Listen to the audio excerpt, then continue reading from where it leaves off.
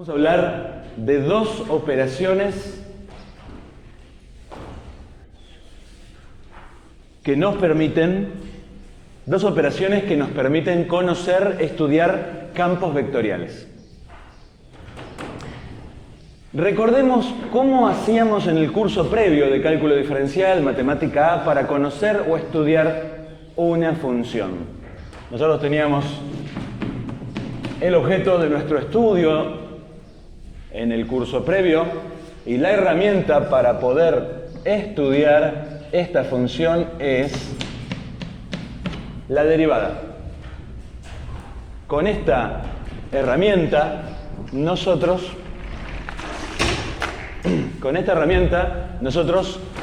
averiguábamos muchísimas cosas. Crecimiento, decrecimiento, máximos, mínimos. Con la derivada segunda aparecía la concavidad. Muchísimas características de f que las mirábamos en f'. Ahora, nuestro objeto de estudio es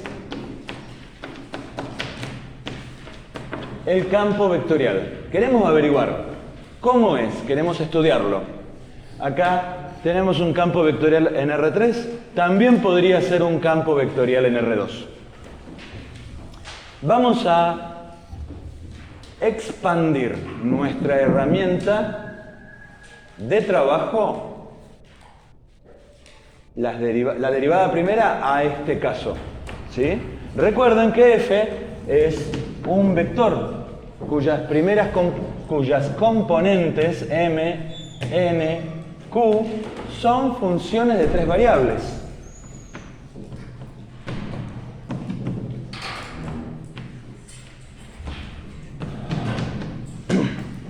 Entonces, ¿cómo hacemos para cómo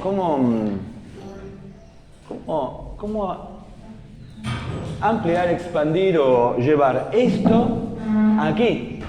Bueno, lo primero que vamos a hacer es reconocer que esta es una derivada primera y vamos a buscar aquí derivadas primeras.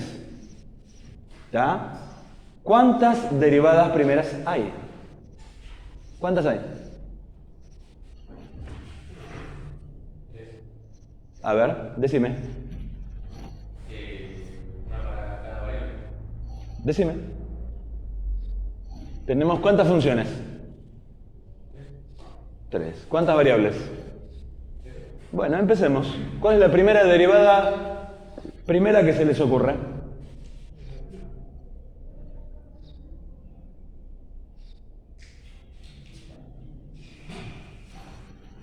¿Cuántas funciones hay?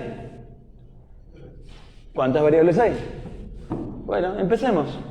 Derivada primera ¿de quién con respecto a quién? Derivada primera con respecto a x. ¿De quién con respecto a x? Ok.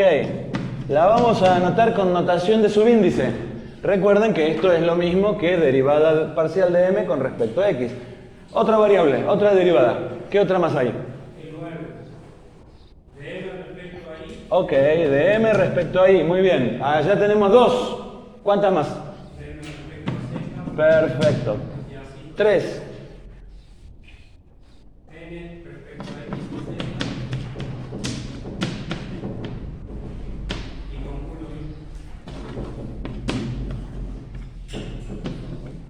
Ok, ¿cuántas hay? 9. 3 con 3, 3 por 3, 9. Hay 9 derivadas primeras en R3. Sí, en R2 hay 4. En R1 hay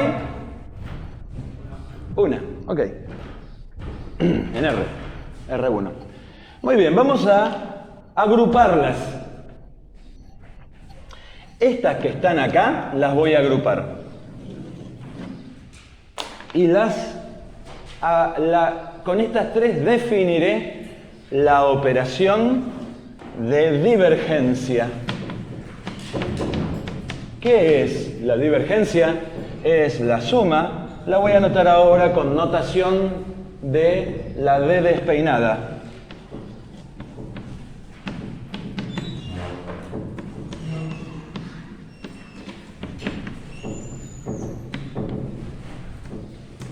a esta cosa que está acá, a la suma de la derivada de la primera función con respecto a la primera variable, más la segunda función con respecto a la segunda variable, más la tercera función con respecto a la tercera variable, la llamaré divergencia del campo.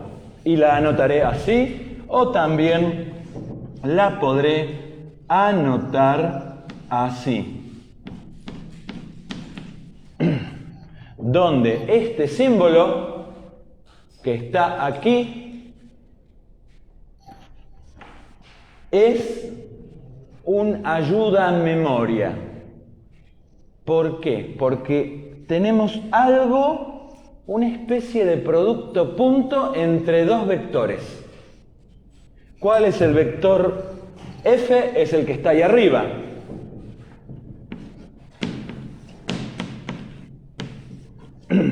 ¿Y cuál es el vector nabla? Es uno que vimos en matemática A. Derivar respecto de x, derivar respecto de y, derivar respecto de z. Y ahí un punto, producto punto. ¿Y qué significa este símbolo que es un poco raro? ¿Qué significa este símbolo? Significa que como antes en el producto punto multiplicaba la primera con la primera, ahora las pondré una al lado de la otra como si fuera una multiplicación. Mira, ¿ves? ¿Así? Pareciera que estoy multiplicando este símbolo con la m, pero no es cierto, no es una multiplicación. ¿Sí? ¿Vieron que cuando yo pongo dos símbolos, por ejemplo, si yo pongo pi y r uno al lado del otro, estoy pensando que es una multiplicación, pi por r? Acá no estoy haciendo lo mismo. Acá lo que estoy haciendo es poner algo así. No es una multiplicación. Esto significa derivar m. Pero parece una multiplicación, ¿no? Vamos a aprovechar ese parecido. Es una ayuda a memoria. Entonces, este va con este. ¿Y qué significa? Derivar respecto de m. Y después voy a juntar este con este.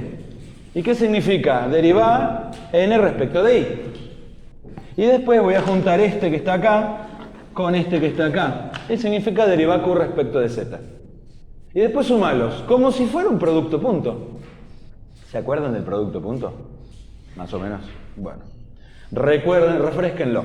Entonces, a esta cantidad la llamamos divergencia. Vamos a, en vez de hacer, hay teoremas, hay cosas que te pueden contar cómo es esto de la divergencia. Pero ahora, lo que voy a hacer es hacer otra cosa. Te voy a mostrar qué hace la divergencia en los campos especiales que definimos la clase pasada. Entonces, ¿se acuerdan? Vamos a refrescar. Hay dos campos que me interesan particularmente. Le calculo a E la divergencia. En este caso estamos trabajando en R2. ¿Sí? Por lo tanto, no hay Q. Y tampoco hay variable Z. Me quedan estas cuatro variables que están acá, y las que están en esta diagonal son la derivada de la primera componente con respecto a x más la derivada de la segunda componente con respecto a y. Primera con respecto a x, segunda con respecto a y. Primera, x con respecto a x. Segunda, y con respecto a y. ¿Y cuánto vale esta? Derivada de x con respecto a x. Derivada de y con respecto a y. Ok, o sea que vale 2. Y ahora voy a calcularle la divergencia al otro campo. ¿Se acuerdan la gráfica de la clase pasada? Este parecían flechas que salían del origen y este parecía flechas que daban un remolino. Explosión le puse yo acá, pero no es un buen nombre porque, ¿se acuerdan lo que dije? Las flechas son más fuertes cuanto más lejos estoy del origen, más intensas. Parecen más bien un campo elástico, un campo de un resorte, fuerzas de un resorte. o para estirar un resorte. Vamos a calcular la divergencia de R derivada con respecto a X de la primera componente. ¿Cuál es la primera componente? Menos Y. Más derivada con respecto a Y de la segunda componente. Segunda componente. ¿Cuánto vale la derivada de Y con respecto a X?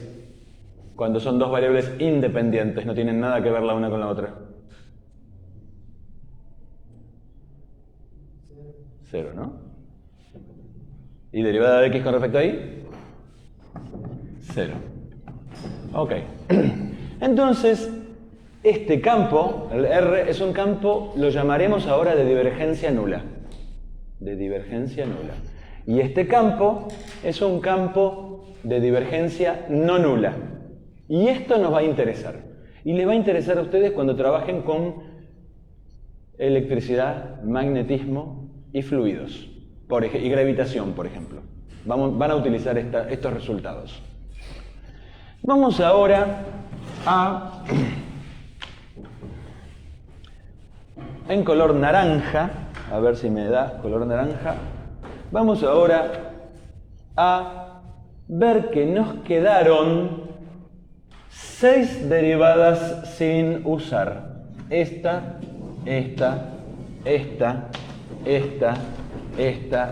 y esta.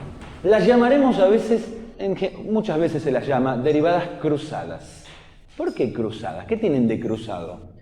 Tienen de cruzado que estas 3, cuando miro las derivadas, es una derivada de la componente que está en un lugar con respecto a una variable que no está en ese lugar.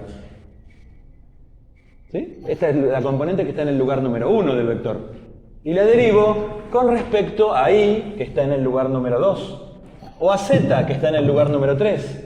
Pero no está la derivada de la primera con respecto a la primera variable. No está porque la usé en la divergencia. ¿Ya? ¿Se entiende? ¿Por qué cruzadas? Bueno. Y ahora vamos a otro ayuda de memoria para calcular la siguiente operación. Ya tenemos nuestra primera operación, que es la operación de divergencia. Y ahora vamos a ir a nuestra segunda operación, que es la operación del rotor.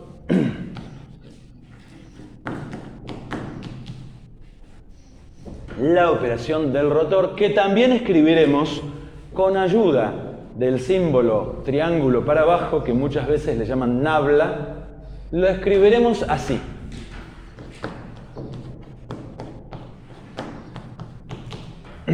O algunos físicos o ingenieros, en vez de la cruz, utilizan el simbolito de la B invertida.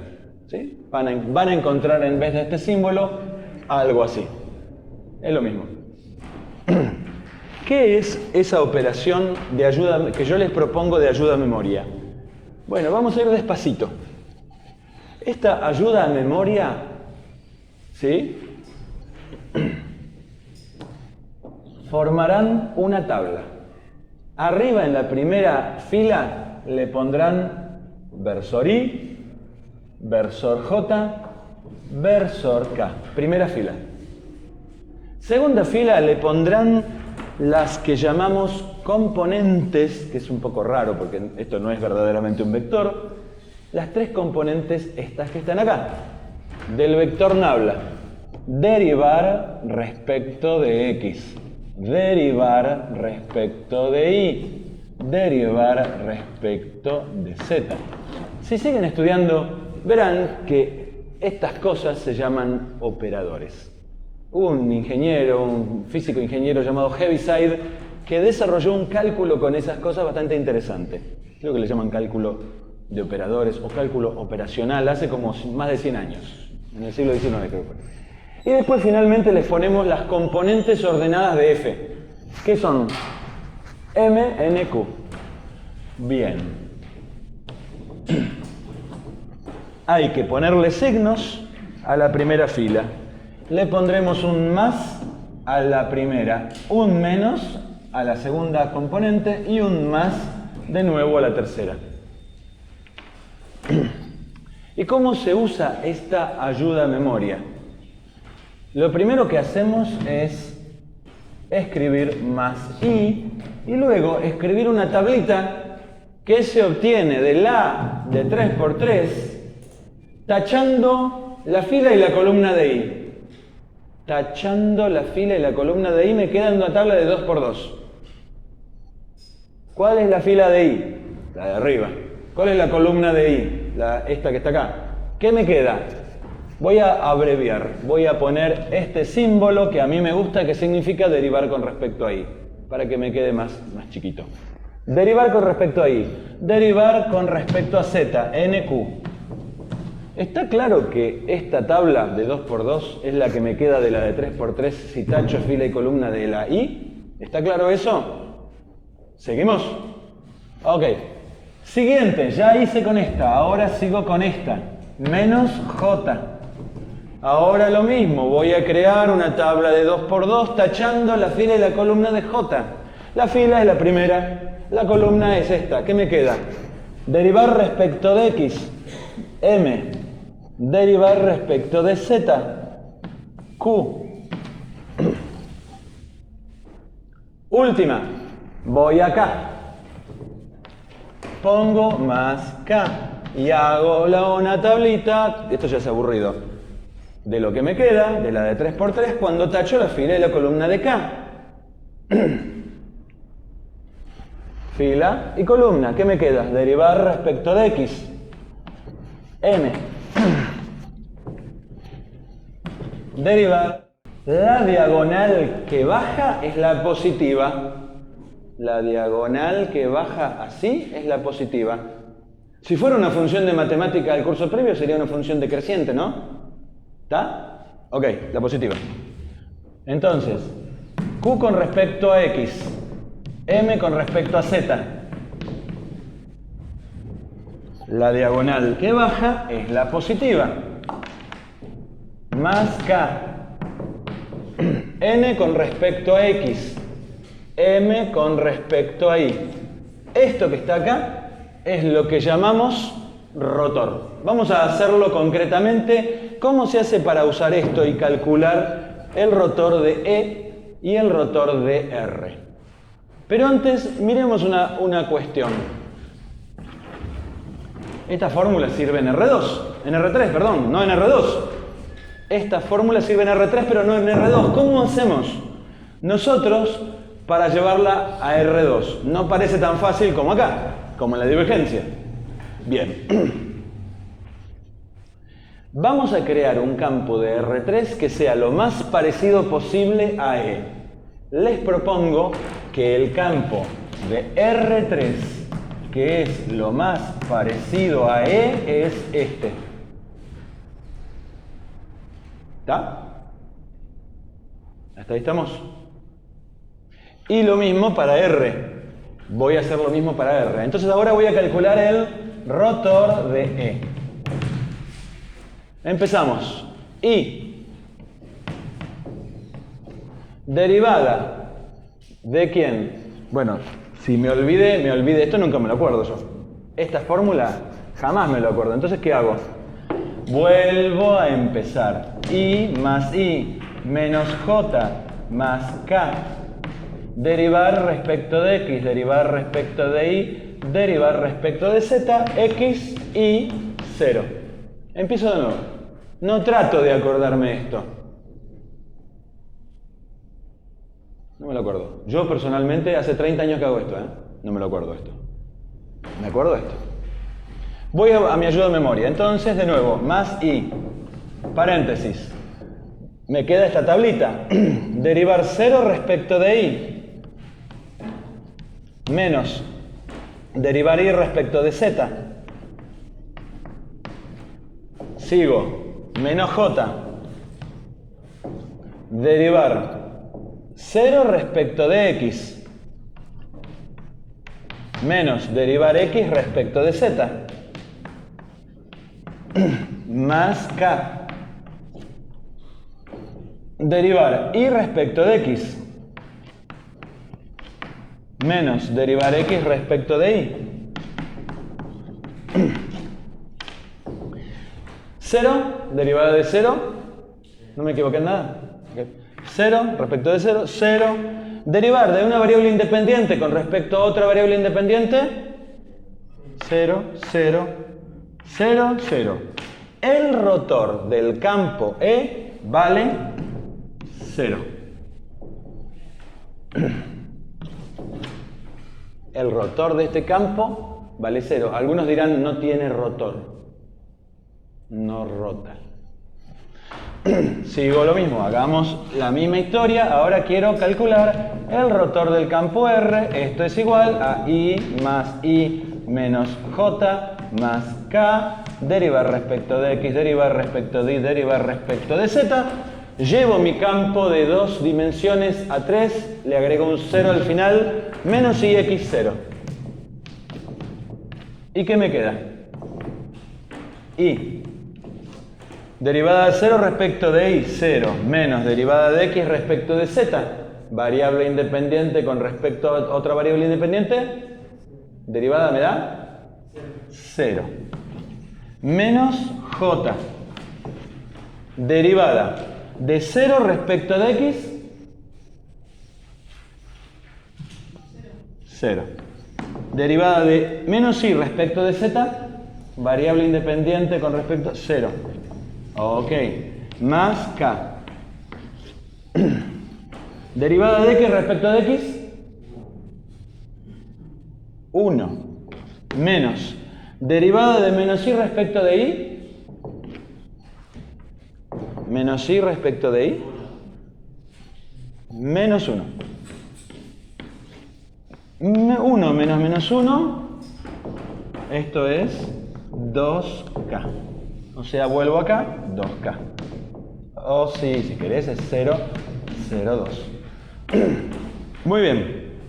Vamos a resumir en una tabla todos nuestros hallazgos.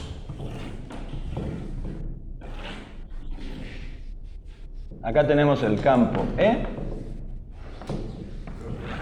¿Sí? ¿Se apagó la cámara cuál? ¿Esta de abajo? Bueno, ya está. Era una prueba. Estoy probando una nueva cámara. Seguimos con esta. Lo que importa es que el celular grabe. ¿Graba? Genial. Campo R. Campo E. Vamos a ponerle acá divergencia. Y acá rotor. Divergencia de E, ¿vale? 2. Divergencia de R vale 0.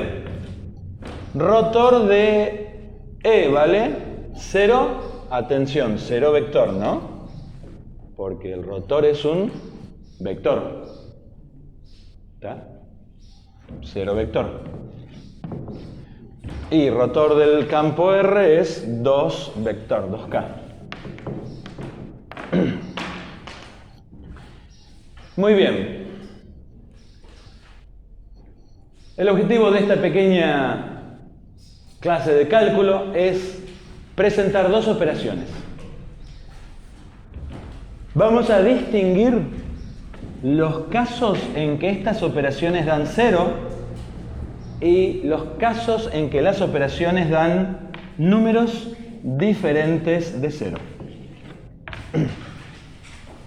Nos vamos a ocupar muchísimo de aquellos campos como el campo E que tienen rotor nulo. La clase pasada descubrimos que había una diferencia muy importante entre E y R. E tiene algo especial, tiene lo que llamamos función potencial. ¿Se acuerdan? Clase pasada. El campo E es conservativo. Y el campo R no es conservativo. Y esto se relaciona directamente con la segunda fila. Que R sea no conservativo tiene una relación muy especial con que el rotor no te da 0. Y que E sea conservativo tiene una relación muy especial con que el rotor de E te da 0. Pero no es así sencillita, no es directa. Hay una relación, la vamos a estudiar. No te voy a spoilear lo que viene ahora. ¿Está? Entonces, conservatividad lo voy a mirar relacionado con la fila del rotor. ¿Sí? Conservatividad. ¿Qué significa conservatividad? Significa que E tiene una función potencial. ¿Y qué era una función potencial? ¿Se acuerdan? Que hay una función, existe una función, que la calculamos en la clase pasada. Era, ¿se acuerdan? X cuadrado más y cuadrado sobre 2. Si yo tomo x cuadrado más y cuadrado dividido 2 y le aplico el gradiente, me devuelve, lo calculamos en la clase pasada, xy. Pueden verificarlo, derivan y ven que esto es así. Y también vimos que no hay ninguna función tal que si yo le aplico el gradiente me devuelva el campo R. Y eso está relacionado con estas dos cantidades. Y van a ver en física, como les decía, de fluidos o de electricidad, que esta característica de que la divergencia valga diferente de cero tiene una relación muy importante con el comportamiento de ese campo, ¿sí? Con lo que se llama la creación o la destrucción de las líneas del campo. Las líneas del campo fueron un invento muy afortunado de un señor que vivió hace 200 años que se llamó Faraday. Y no solo las inventó, sino que además él hizo una manera particular, un experimento que permite visualizar las líneas del campo. Hoy lo pueden hacer ustedes con, por ejemplo, pelitos en aceite, ¿sí? Para visualizar líneas de un campo, por ejemplo del campo eléctrico, pueden hacerlo con pelos en aceite, o para visualizar líneas de campo magnético pueden hacerlo con limaduras de hierro en un papel o en un medio fluido, ¿sí? Ese experimento y esa idea la diseñó el señor Faraday, ¿sí? Un señor muy especial, muy especial, que le daba conferencias a los reyes de Inglaterra hace 200 años y era hijo de un herrero. Así que paramos acá. Campos. ¿Cómo los vamos a estudiar? Con estas dos grandes herramientas. Te presento divergencia, primera herramienta, rotor, segunda herramienta, ¿sí? Por ahí no sabes la potencia que viene de estas dos herramientas, ¿sí? Vamos a estudiar un poquitito nada más de la potencia de estas dos herramientas. ¿De qué están hechas nuestras herramientas? De ni más ni menos que derivadas primeras. Son todas derivadas primeras, míralas, ¿ves? Todas derivadas parciales. ¿Por qué? Y porque tenés varias variables. No tenés como en matemática en el curso anterior, en el primer módulo, una variable y entonces, chau, te conformás con una derivada primera. No nos conformamos. Tenemos 9 derivadas primeras para poder elegir. ¿Está? Paramos acá.